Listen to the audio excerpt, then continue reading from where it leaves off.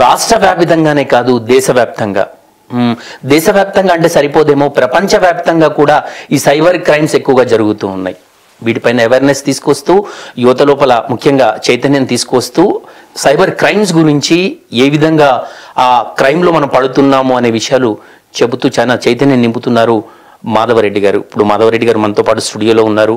వారిని అడిగి cyber crimes గురించి లోతుగా విశ్లేషణ చేద్దాం, కొత్త విషయాలు తెలుసుకుందాం. నమస్తే సార్. నమస్కారం రావు, ఎలా ఉన్నారు? ఫైన్, మీరు బాగున్నారా? Fine fine sir, fine sir. Government employee అయ్యుండి కూడా ఈ సైబర్ క్రైమ్స్ మీద చాలా అవేర్నెస్ యాక్టివిటీస్ చేస్తూ ఉన్నారు. ఎట్లా సాధ్యమవుతుంది, మీ గురించి చెప్పండి. నా పేరు మాధవరెడ్డి. నేను ఎన్ఐటి వరంగల్ బీటెక్ చదివినాను. నాది అనంతపురం జిల్లా ఎల్లనూరు మండలం వాసాపురము. ఇది గత 10 సంవత్సరాల నుంచి నేను ఈ సైబర్ క్రైమ్స్ అవేర్నెస్ మీద సెషన్స్ తీసుకుంటున్నాను. ఐఐటి చెన్నైలో తీసుకున్నాను, డిఆర్డిఎల్లో తీసుకున్నాను, SK university, JNTU, what not many places అన్నట్టు. సో 2014లో స్టార్ట్ చేసినప్పుడు మా ఫ్రెండ్స్ అందరూ నవ్వినారు, మాకు తెలియదా ఇదని.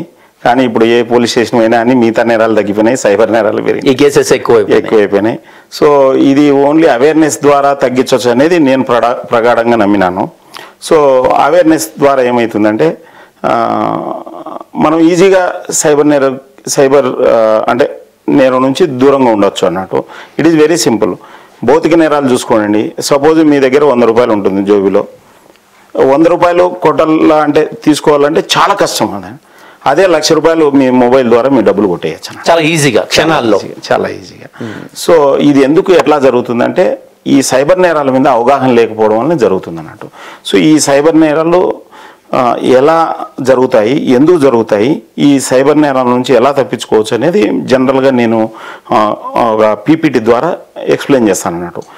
ఇక్కడ మనం గమనించాల్సింది అంటే మనకు సైబర్ నేరం జరగలేదంటే జరగనట్లు కాదు. ఇట్స్ లైక్ కరోనా మాదిరే. కరోనా సమాజంలో ఉందంటే ఒక రోజుకి మనం బాధితులుగా మారుతాం మనం రోజు. సో ఇక్కడ ఆ రోజు ఇమ్యూనిటీ ఉండే వాళ్ళే తట్టుకున్నారు కరోనాలో. ఈ రోజు అవేర్నెస్ ఉన్న వాళ్ళు, నాలెడ్జ్ ఉన్న వాళ్ళే బయటపడతారు అంతే. సో కలెక్టర్ అయినా కండక్టర్ అయినా అని ఈత రాకుంటే నీళ్ళల్లో మునిగిపోతారు కదా. సో అలానే సైబర్ నేరాల మీద అవగాహన లేకుంటే ఎవరైనా మోసపోతారు. నిన్న నర్సాపురమో లేకపోతే నర్సరావుపేట ఎంపీడీఓ ఆత్మహత్య చేసుకున్నాడు. ఈరోజు న్యూస్ పేపర్లో వచ్చింది. దేనికి సార్? ఈ సైబర్ నేరాల్లో న్యూడ్ కాల్ ట్రాప్లు ఇరుక్కొని అయ్యో డబ్బులు పే చేసి తర్వాత చేతగాక ఆత్మహత్య చేసుకున్నాడు. సో ఈ సైబర్ నేరాలు దరిదాపు ఒక 100 రకాలు ఉన్నాయి. 100 రకాలు ఈ యాక్చువల్గా ఇన్ని రకాలని చెప్పలేము, కానీ నేను ఐడెంటిఫై చేసినప్పుడు 100 రకాలు ఉన్నాయి. అందులో 10-15 నేరాలు బాగా జరుగుతున్నాయి అన్నట్టు. సో ఈ సైబర్ నేరాలు ఎందుకు జరుగుతున్నాయి, ఎలా జరుగుతున్నాయి, దీనికి కారణాలు ఏందని తెలిసినప్పుడు కారణాలను అరికడితే ఆటోమేటిక్గా నేరం అరికట్టినట్లే అన్నట్టు. సో ఇవన్నీ మనం మన డిస్కషన్లో మనం ఖచ్చితంగా. మీరు అన్నారు ఈత రాకపోతే మునిగిపోవడం తథ్యం. మీరు ఈ అవేర్నెస్ అని ఈత ఎక్కడ నేర్చుకున్నారు? నా స్ట్రెంత్ ఏంటంటే ఏదన్నా ఏ సమస్యనైనా అని అర్థం చేసుకొని దానికి చాలా అంటే సింప్లిఫికేషన్ చేసి సొల్యూషన్ ఇవ్వడం నా స్ట్రెంత్. గ్రేట్. మ్యాథమెటిక్స్ బ్యాక్గ్రౌండ్ కాబట్టి చెప్తున్నాను అన్నమాట. సో ఇప్పుడు మ్యాథమెటిక్స్లోనే 10 స్టెప్స్ ఉన్నాయనుకో, దాన్ని 3 స్టెప్స్లో 2 స్టెప్స్లో కుదించడం నాకు అలవాటు అన్నట్టు చిన్నప్పటి నుంచి. సేమ్ అలానే ఈ సైబర్ నేరాలు ఎందుకు జరుగుతున్నాయని ఆలోచించినప్పుడు ఎక్కువ భాగం చదువుకున్న వాళ్ళే మోసపోతున్నారు. ఎందుకు చదువుకున్న వాళ్ళు మోసపోతున్నారు? దాని మీద అవగాహన లేక. ఇట్స్ లైక్ ఇప్పుడు దోమలు ఉన్నాయి, ఒకటి దోమలను చంపనన్నా చంపాలి, దోమతెరన్నా కట్టుకోవాలి. ఎన్ని దోమలను చంపుతాం? చంపలేం కదా. దోమతెర కట్టుకోవచ్చు. ఆ దోమతెర కట్టుకోవడం లాంటిది సైబర్ నేరాలపై అవగాహన. అంటే దోమతెర కట్టుకోవడం అంటే టెంపరీ ఉపశమనం తప్ప పర్మనెంట్ గా సొల్యూషన్ లేదా? లేదు కదా. ఇప్పుడు ఫర్ ఎగ్జాంపుల్ సైబర్ నేరస్తుడు ఎక్కడ ఉంటాడో తెలియదు. నీ పక్కన ఉంటాడో, కంబోడియాలో ఉంటాడో, రాజస్థాన్లో ఉంటాడో, అమెరికాలో ఉంటాడో తెలియదు. Any time he can contact you through internet or some other media, like mobile ద్వారా కావచ్చు, లేకపోతే ఫేస్బుక్ ద్వారా కావచ్చు, లేకపోతే ఇంకా వేరే మాధ్యమాల ద్వారా కావచ్చు. సో సింపుల్ నాకు ఫోన్లు వస్తుంటాయి నాకు కూడా.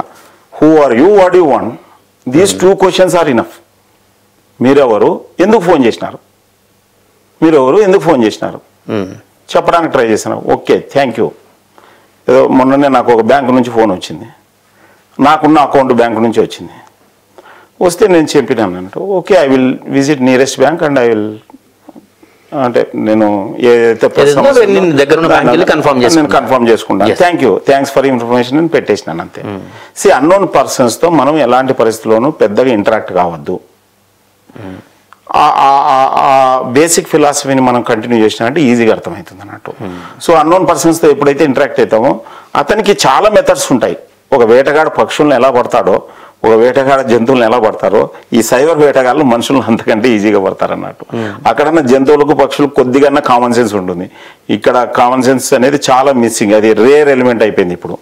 సో ఎవరన్నా ఇట్లా మన లాంటి వాళ్ళు చెప్తున్నాయని వినే రకం కాదన్నట్టు. ఎందుకు నేను ఈ సైబర్ నేరాల గురించి చెప్పడం స్టార్ట్ చేసినప్పుడు లిటరల్గా ముఖ్యంగా నా స్కూల్ మేట్స్, నేను ఏపీ రెసిడెన్షియల్ స్కూల్ కొడైనెల్లో చదివినాను, చాలా జ్ఞానవంతులు ఉంటారు ఆ స్కూల్లో. ఎందుకు జ్ఞానవంతులు అంటున్నా అంటే ఈరోజు ఆంధ్రప్రదేశ్ టాప్ పొజిషన్లో ఎవరైనా ఉన్నారంటే అందరూ మా స్కూల్ వాళ్ళే ఉన్నారంట. 72లో స్టార్ట్ అయింది, ఇంతవరకు ఫెయిల్యూర్ లేదు. ఈవెన్ అమెరికాలో 72 నుంచి అమెరికాలో 200 నుంచి 300 మంది ఉన్నారు అమెరికాలో, మా స్కూల్లో చదివిన వాళ్ళు నేను చెప్పేది. అలాంటి మా స్కూల్లో వాట్సాప్ గ్రూపులు ఉంటాయి కదా ఫ్రెండ్స్కి అందరికి. ఫస్ట్లో నన్ను ఎంత సతాయించినా అంటే అరే బై మాకు తెలియదా ఇదంతా, లాజిక్ సింపుల్ గానే అనిపిస్తుంది లాజిక్. కాకపోతే అనుకోకుండా దురదృష్టం అదృష్టం తెలియదు కానీ 2-3 మోసపోయినారు అన్నట్టు. ఈవెన్ రీసెంట్గా మేము లాస్ట్ సాటర్డే మేము ఒక 40 మందిని కలిసాము. సో గెట్ టుగెదర్ కలిసినప్పుడు ఇవన్నీ డిస్కస్ చేసినారు. నన్ను వన్ ఆఫ్ ద స్పీకర్గా ఈ సైబర్ నేరాల మీద మాట్లాడించారు. ఎందుకంటే మనకు తెలియాలి, మనకు తెలిసినప్పుడు మనం మన ఫ్రెండ్స్ను, మన కుటుంబ సభ్యులను, మనకు సంబంధించిన అన్ని రకాల వినియోగదారులను కూడా మనం కాపాడుకోవచ్చు. నేను ఇదే చెప్తాను విద్యాలయాలకు కానీ సంస్థలకు కానీ. సో మీరు మీ ఉద్యోగస్తులను, మీ విద్యార్థులను, మీ వినియోగదారులను ఖచ్చితంగా కాపాడుకోండి సైబర్ నేరాల నుంచి. ఎందుకంటే వాళ్ళు దెబ్బతింటే మీ బిజినెస్ దెబ్బతింటుంది. సో వాళ్ళని కాపాడాలంటే సైబర్ నేరాల మీద అవగాహన కల్పించడమే. అది మీరు తెలుసుకొని కల్పిస్తారా, ఇంకొకరితో కలిసి సెషన్ ఇప్పిస్తారా, లేకపోతే ఇలాంటి డిస్కషన్ ఏమన్నా మీ దాంట్లో స్కూల్లో కాలేజీలో ఏమన్నా ప్లే చేస్తారా, ఇది మీ ఇష్టం. కాకపోతే అవగాహన అయితే ఖచ్చితంగా కల్పించాలి. లేకపోతే ఏమవుతుందంటే ఒక్కసారి డబ్బులు పోయినాక 99.99% రికవరీ కష్టం.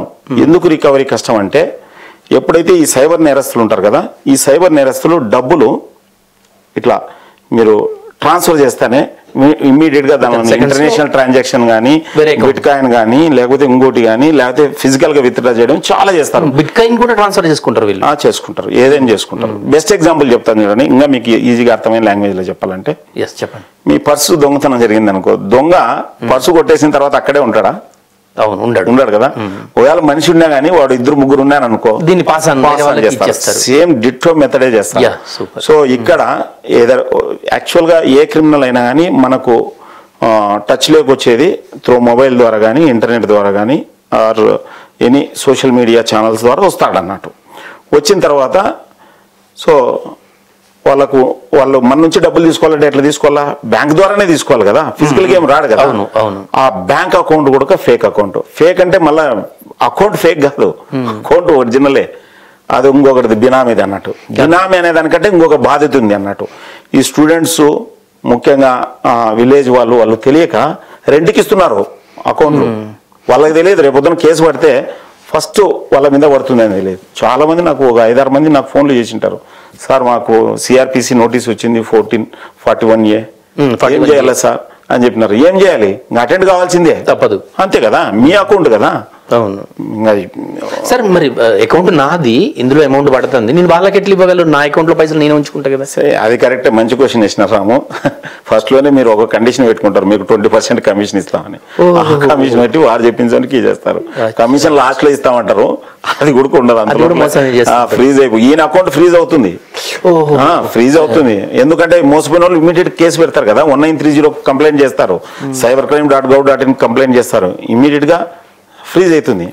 సో ఇట్లా చాలా మంది చాలా రకాలుగా ఇబ్బంది అవుతున్నారు. ఎందుకు ఒక షాప్ పోయి సార్ నేను ఆన్లైన్ పే చేస్తాను, ఒక 30,000 పే చేస్తాను, కమిషన్ తీసుకొని 100, 1000, 2000 కమిషన్ తీసుకొని 28,000, 29,000 ఇమ్మంటారు, ఇస్తారు. అవును, జనరల్ జరుగుతూ ఉంటది. వాడు థెఫ్టెడ్ మొబైల్ అనుకో, ఇళ్ళ అకౌంట్ ఫ్రీజ్ అవుతుంది. అలాంటి నాకు 2-3 కేసులు మన కర్నూలు నుంచి, ఇంకొకటి ఒక పెట్రోల్ పంపులో పనిచేసే ఒక అబ్బాయి 25,000 తీసుకున్నాడు. అట్లనే పుట్టపర్తి నుంచి వచ్చినాయి. జరిగిన తర్వాత లిటరల్ గా ఈవెన్ దేవుడు కూడా ఏం చేయలేడు, straight away forget about Madhav Reddy or police. Maximum అని అరెస్ట్ చేయగలుగుతారు. అది కూడా చాలా ఖర్చు పెడితే రికవరీ ఛాన్సెస్ ఉండదు. రికవరీ అంటే బ్యాంకులో డబ్బులు ఉంటే రికవర్ చేయగలుగుతారు. పాస్ అని వేరే అకౌంట్ లోకి మారుతుంది కాబట్టి వేరే వాళ్ళ అకౌంట్ లో పాస్ అయినా రికవర్ చేయగలుగుతారు. అది ఫిజికల్ విత్డ్రా ఉండకూడదు, లేకపోతే ఇంటర్నేషనల్ ట్రాన్స్ఫర్ ఉండకూడదు, లేకపోతే ఏదైనా పర్చేసెస్. ఈ కేసుల్లో మాత్రం విత్డ్రా చేయడం కష్టం. పర్చేసెస్ ఒకటి, అదర్ కంట్రీ ట్రాన్స్ఫర్ ఒకటి, ఫిజికల్ డ్రా ఒకటి. ఈ కేసుల్లో చేయలేరు. బట్ మాక్సిమం మన రాజీవ్ గాంధీ కేసు ఎట్లా ఇన్వెస్టిగేట్ చేసినారు కదా, అట్లా ఇన్వెస్టిగేట్ చేస్తే ఫైనల్ గా క్రిమినల్ ఎవరో తెలుసుకోవచ్చు. వాడు అవైలబిలిటీ ఉంటేనే అరెస్ట్ చేయడానికి అవుతుంది. వాడు మరి రాజస్థాన్ లో ఉంటాడా, హర్యానాలో ఉంటాడా, కంబోడియాలో ఉంటాడో కూడా తెలియదు. కంబోడియా. సో లిటరల్ గా చెప్పాలంటే పోగొట్టుకోకపోవడం ఉత్తమం. మీకు ఈత రాదా, నీళ్ళల్లో దిగకండి. దిగినాక నేను మునిగిపోతా అంటే మునిగిపోతుంది. మీకు కరెంటు ఉందా లేదా అనేది పక్కన పెడితే కరెంట్ వైర్లను అయితే పట్టుకోం కదా, అట్లనే .apk ఫైల్స్ నొక్కకండి. సార్, ఇప్పుడు జనరల్ గా మనం స్పేస్ కు వెళ్తున్నాం, స్పేస్ లో వాక్ చేస్తున్నాం, గాల్లో తేలుతూ, ఇంత చిన్న ఒక లింక్, చిన్న SMS, ఇంత పెద్ద ఫ్రాడ్ జరుగుతుందా చిన్న దాంతో? ఏం చేయలేకపోతున్నాం మనం? అగైన్ చెప్తాం లేదా, ముళ్ళు స్వభావం కుచ్చుకుంటుంది. ముళ్ళును తొక్కుతారా? విచిత్రం అనిపిస్తుంది. ముళ్ళును తొక్కద్దు, ముళ్ళు స్వభావం కుచ్చుకుంటుంది. సో చెప్పులన్నీ వేసుకోండి, తొక్కకండి. రెండే. ఆ ముళ్ళుని కంప్లీట్ గా తీసేయలేం, జరగని. ఎన్ని ముళ్ళులు అండి. గతంలో ఒక రాజు ఉన్నాడంట, ఇట్లనే ఆయన పోయే చోటంతా తార్పాలు పడుస్తున్నాడంట.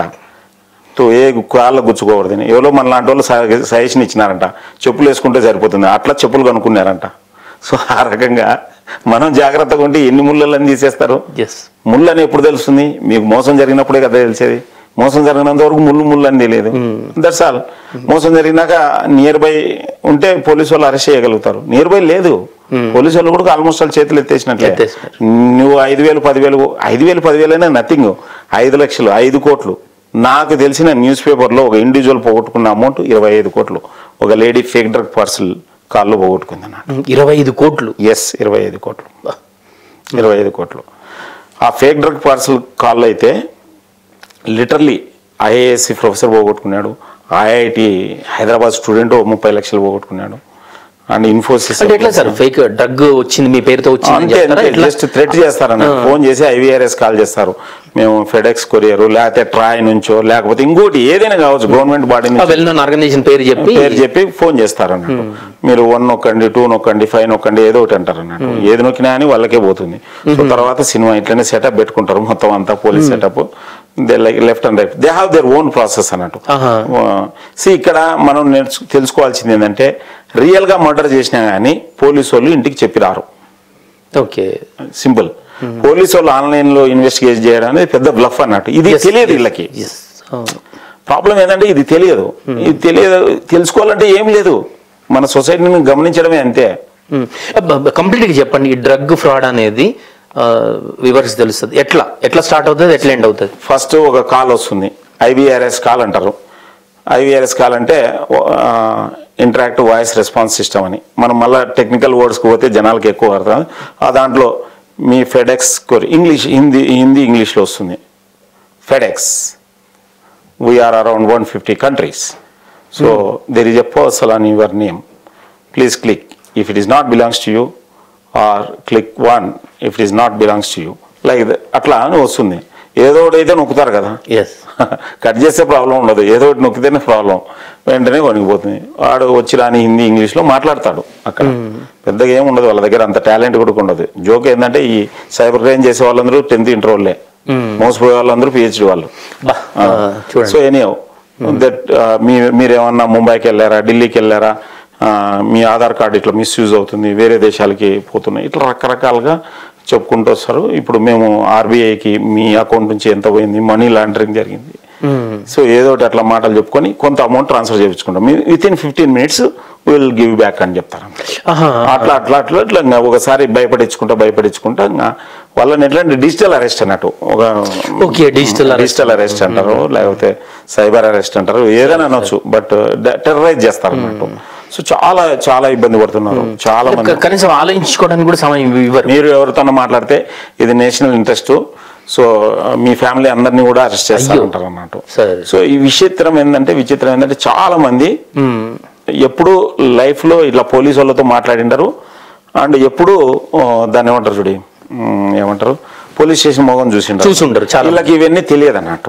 సో బయట మనం ఖచ్చితంగా మన పిల్లలకు కానీ అందరికి కానీ సమాజంలో ఏం జరుగుతుందో చూపియాల, సమాజంలో ఇన్స్టిట్యూషన్స్ కి చూపియాల. నేను మా అబ్బాయికి 6th క్లాస్లో 10th క్లాస్లో అనుకుంటా పోలీస్ స్టేషన్కి తీసుకెళ్లాను. పోలీస్ స్టేషన్ లో ఏం చేస్తారు ముఖ్యంగా నాది సైకిల్ పోయినది అప్పుడు. సో కంప్లైంట్ వాన్ చేతులతోనే ఇప్పించాను అన్నట్టు. అంటే తెలుస్తుంది కదా what is police station, how it works and everything అన్నట్టు. సో మనం నాట్ ఓన్లీ పిల్లలు కాదు ప్రతి ఒక్కరికి బయట ఏం జరుగుతుందని తెలిసినప్పుడే ఇవన్నీ ప్రాబ్లమ్స్ సాల్వ్ అవుతాయి. సార్ ఇప్పుడు మీరు అన్నారు ఇంటర్నేషనల్ ఆర్గనైజేషన్స్ కావచ్చు, బ్యాంకులు కావచ్చు, వాళ్ళ పేరు మీద మనకు ఒక మెసేజ్ వస్తూ ఉంది. ఇట్లా మెసేజ్లు పంపిస్తున్నామని వాళ్ళకి తెలియదా? ఆ బ్యాంకులకు కానీ ఆర్గనైజేషన్స్ కానీ తెలియదా?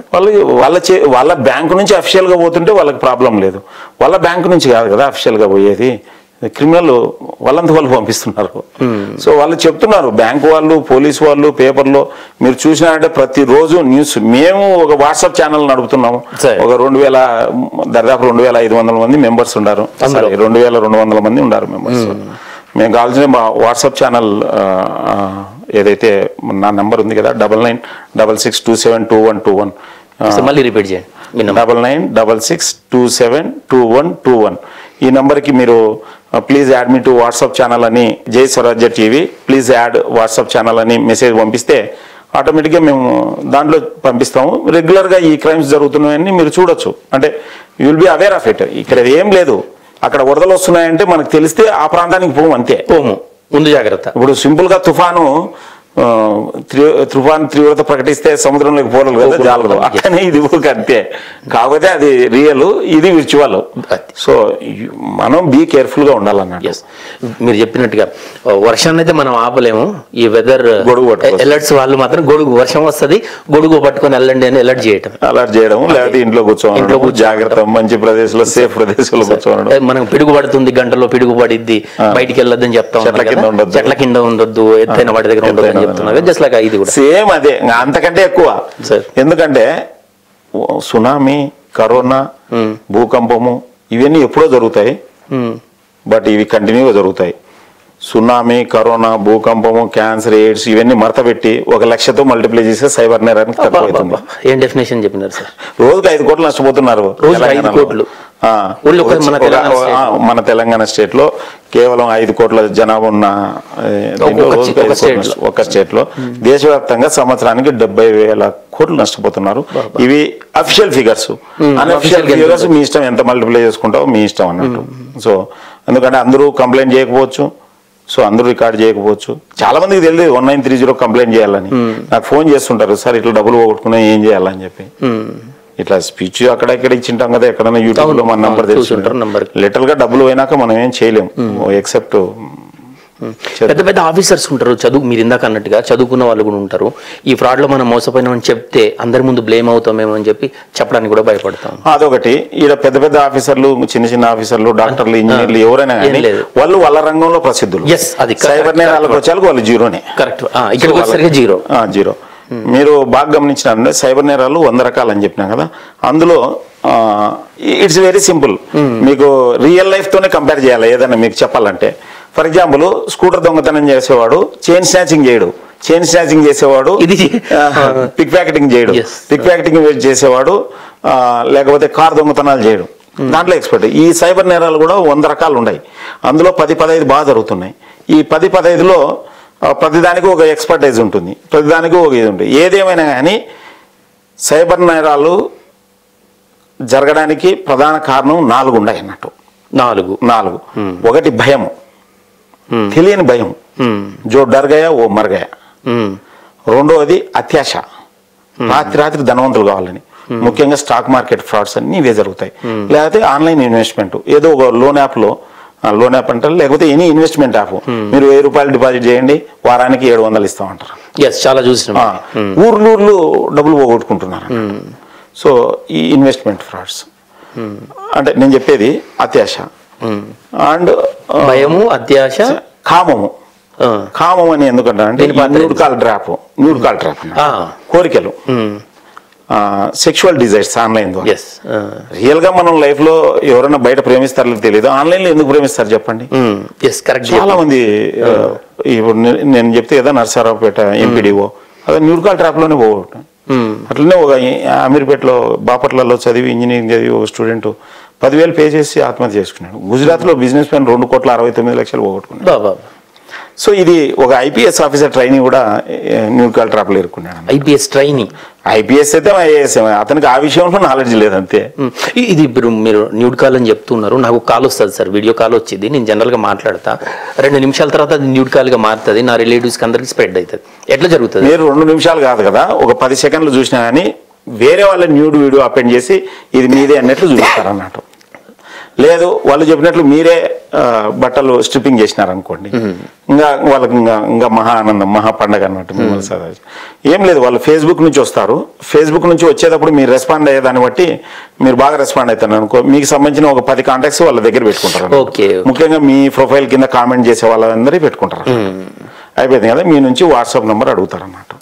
ఎందుకంటే రేపొద్దున ఫేస్బుక్ ని బ్లాక్ చేసినా కానీ మీరు వాట్సాప్ ద్వారా కాంటాక్ట్ లో ఉండాలని చెప్పి. సో వాట్సాప్ నెంబర్ అడుగుతారు అన్నట్టు. వాట్సాప్ నెంబర్లో వచ్చి వాళ్ళు అవతల వీడియో కాల్ చేస్తారు, బట్టలు కనిపిస్తాయి, బట్టలు ఇప్పుతూ ఉంటుంది. యాక్చువల్లీ విషయం ఏంటంటే రియల్ లేడీ కూడా కాదు, అది రికార్డెడ్ వీడియో, అది కూడా తెలియదు చాలా మందికి. సో ఫ్రీక్వెన్సీ చేంజర్ ద్వారా అబ్బాయిలే అమ్మాయి వాయిస్ తో మాట్లాడుతుంటారు అన్నమాట.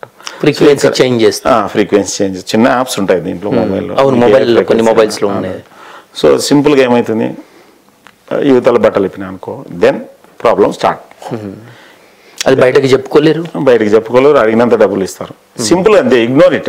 వాడు 2-3 పంపిస్తాడు, మనం ఏం చేయాలో తెలిసినప్పుడు my phone is hacked, return వాడికి పెట్టేసేయాలి.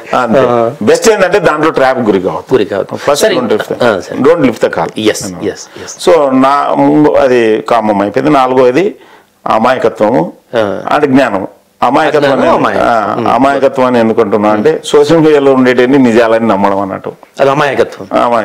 సేమ్ అట్లనే అజ్ఞానం కూడా అంతే, సోషల్ మీడియాలో ఉండేది నిజాలని నమ్మడం అన్నట్టు. లేకపోతే వర్క్ ఫ్రమ్ హోమ్ అని ఎవరో ఎందుకు జాబ్ ఇస్తారు చెప్పండి, ఇది రేటింగ్ చేస్తే 150 రూపాయలు ఇస్తారు, ఇది రేటింగ్ చేస్తే ఇస్తారు, వీడియోస్ కి లైక్ చేస్తే సింపుల్ గా ఎనీ ఈజీ జాబ్ 100% డేంజర్. చూడండి, పెద్ద కంపెనీలో వర్క్ ఫ్రమ్ హోమ్ చేయించట్లేదు.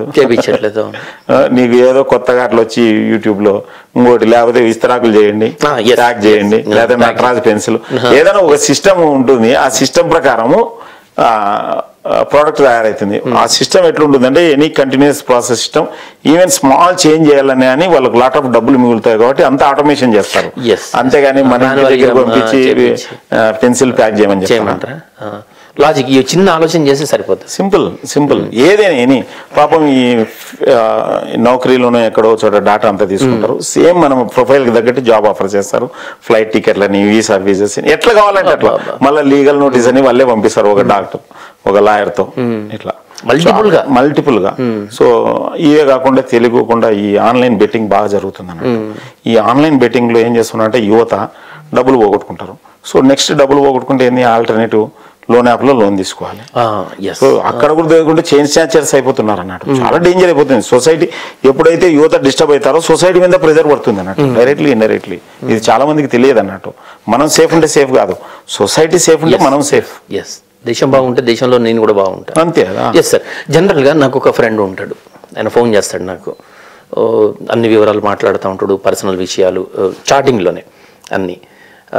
నా పాత నెంబర్ పోయిందా, సమ్ హ్యాక్ అయింది, ఏదైంది, ఇది నా కొత్త నెంబరు అని చెప్పి అన్ని వివరాలు మాట్లాడుతుంటే నేను కూడా నా ఫ్రెండే కదా అని చెప్పి అన్నీ నేను షేర్ చేసుకుంటూ ఉంటాను.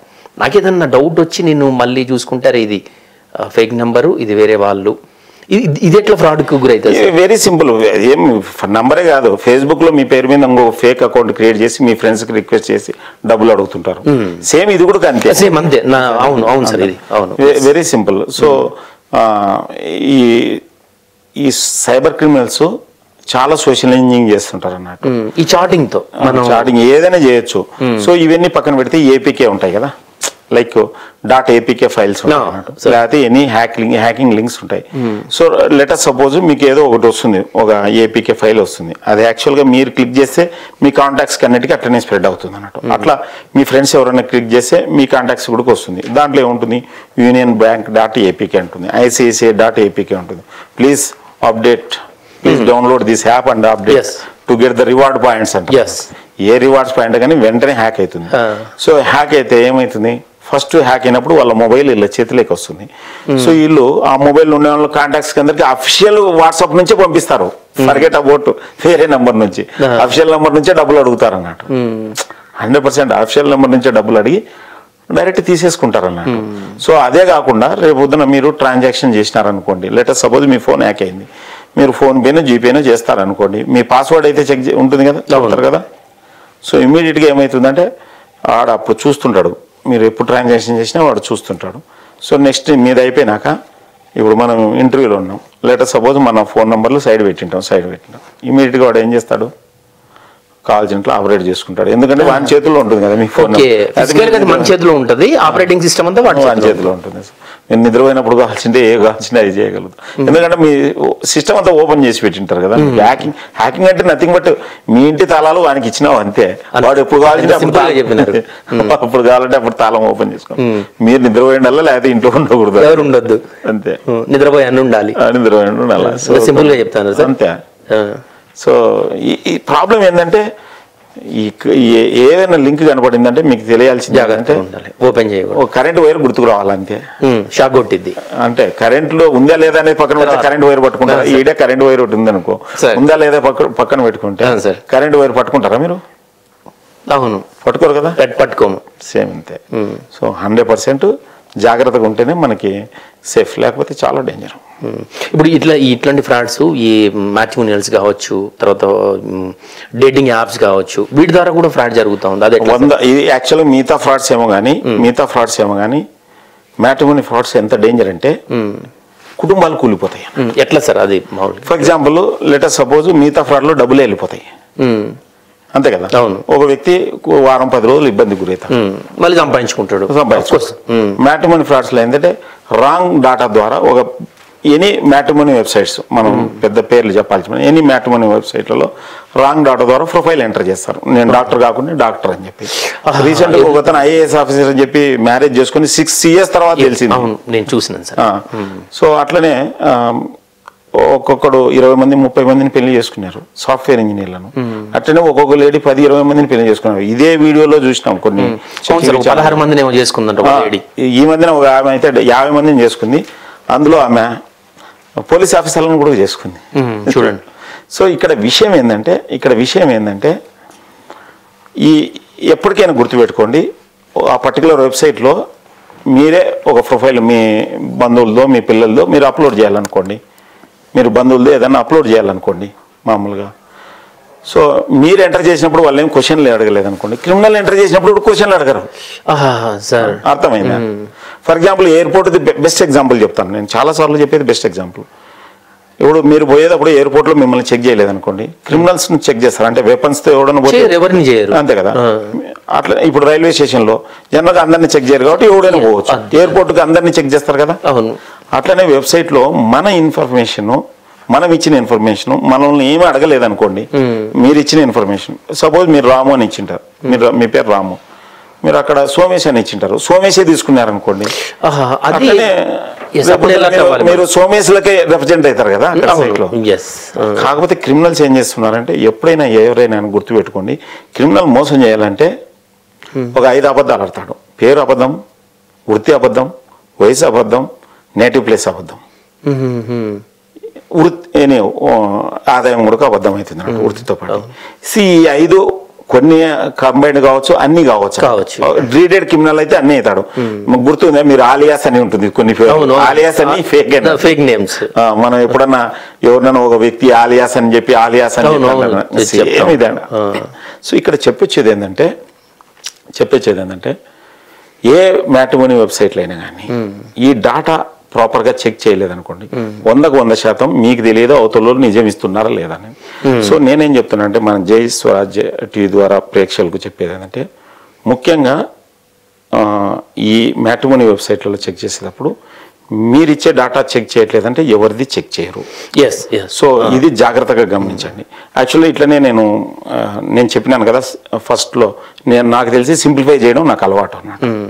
సో ఇదే విషయం నా ఫ్రెండ్స్తో కొంతమందితో, జానా అని, పరమేష్ అని, సాయి అని కొంతమందితో డిస్కస్ చేస్తే అవును అదే మనం కూడా అంటే మనం ఒక వెబ్సైట్ డిజైన్ చేసి ఇవన్నీ చెక్ చేస్తే మనం ప్రజలకు మంచి చేసినట్లు అవుతుంది కదా. ప్రాబ్లమ్ని ఐడెంటిఫై చేసినాం, చెక్ చేస్తే మంచి చేసినట్లు అవుతుందని ట్రస్టెడ్ మ్యాట్రిమోనీ.in అని ఒక బ్యూటిఫుల్ వెబ్సైట్. మళ్ళీ రిపీట్ చేయండి. ట్రస్టెడ్ మ్యాట్రిమోనీ.in. నమ్మకమైన ట్రస్టెడ్ మ్యాట్రిమోనీ.in. సో ఒక బ్యూటిఫుల్ వెబ్సైట్ తయారు చేసినారు. దీంట్లో ఈ పారామీటర్స్ అన్ని చెక్ అవుతాయి. Let it be. ఫస్ట్ లో హెసిటేట్ చేయొచ్చు కొంతమంది. ఇప్పుడు ఫర్ ఎగ్జాంపుల్ మీరే ఒక చోటుకు పోయినారు, ఎయిర్పోర్ట్ పోయినారు, మీ ఐడెంటిటీ చూపిస్తామంటే చూపిస్తున్నారు లేదా? అవును. ఆఫ్టర్ ఆల్ ఒక జర్నీ కోసం చూపిస్తున్నారు, అంతే కదా, లైఫ్ కి సంబంధించినది. సో ఈ ప్రాపర్ గా చెక్ అవుతాయి అన్నట్టు ఈ సైట్ లో. సో అట్లా కొద్దిగా నమ్మకమైన సైట్లలో రిజిస్టర్ చేసుకుంటే చాలా బ్యూటిఫుల్ గా ఉంటుంది. లేకపోతే ఏమవుతుంది, జరిగిన తర్వాత ఏడవడం ఒకటి ఉంటుంది అన్నట్టు. చాలా చూస్తున్నాం కదా, చాలా మంది విపరీతంగా మోసపోతున్నారు. సో ఇది ఇవాల్టి చర్చ. ఈ సోషల్ మీడియా ప్లాట్ఫామ్ అనేది రెండు వైపులా పదునున్న కత్తి లాంటి కరెంటు. సో కరెంటుని జాగ్రత్తగా వాడుకుంటే వెలుగులనిస్తుంది, లేకపోతే అంధకారంలో ముంచేస్తుంది. జరభద్రం, బి అలర్ట్. మరో అంశంతో మళ్ళీ కలుద్దాం.